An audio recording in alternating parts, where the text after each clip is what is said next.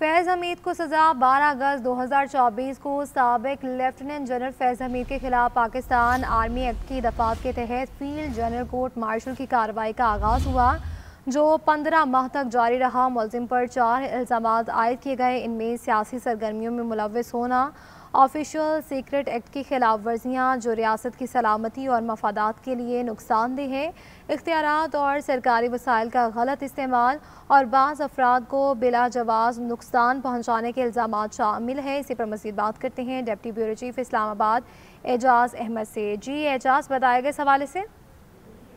जी, आज बहुत बड़ी डेवलपमेंट हुई है। पाकिस्तान में अब एहतसाब के हवाले से अदालत ने अपनी टोन सेट कर ली है और ये वाज़ेह पैगाम दे दिया है कि क्या कम्बॉट में या हूसोएवर इज ही और शी अगर कोई मुलव्वस है किसी भी जुर्म में तो उसे और उसका ताल्लुक अफवाज पाकिस्तान से तो उसे उसके खिलाफ हर सूरत कार्रवाई होगी, उसका एहतसाब होगा। इसी तनाजुर में लेफ्टिनेंट जनरल रिटायर्ड फैज़ हमीद जो साबिक ISI चीफ भी रहे हैं और कोर कमांडर पेशावर भी, उनका सजा सुना दी गई है। ये सजा मुइज़ खान केस में सुनाई गई है और इस पर 4 इल्जाम आयद किए गए हैं, जिसमें सियासी सरगर्मियों में मदाखलत, उसके साथ साथ ऑफिशियल सीक्रेट एक्ट के खिलाफ वर्जी और कौमी सलामती को जिससे नुकसान हुआ और इंडिविजुअल्स ओहदे का नाजायज इस्तेमाल और इंडिविजुअल्स पर दबाव डालकर नाजायज काम करवाना जैसे इल्जाम शामिल हैं।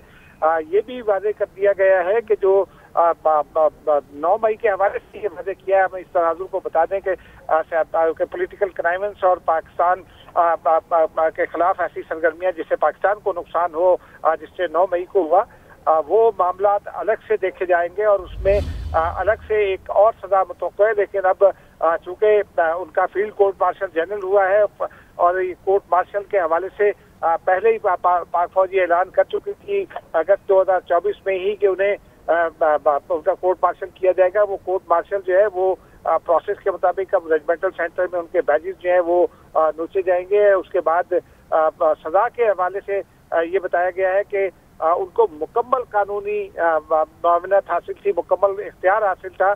उन्होंने अपनी मर्जी के लॉयर्स किए, जो उन्होंने पसंद किए वो लॉयर्स किए। उन्होंने मुकम्मल तौर पर जिसको चाहा डिफेंड करने के लिए या विटनेस के तौर पर उनको अदालत बुलवाया कोर्ट मार्शल जनरल अदालत में और उसके बाद मुकम्मल कानूनी जवाबित पूरे करने के बाद, तफसीलात का जायजा लेने के बाद, जो कमेटी बनी थी उसकी रिपोर्ट का जायजा लेने के बाद और दस्तयाब शवाहिद की रोशनी में उन्हें 14 साल कैद मशक्कत सुनाई गई है।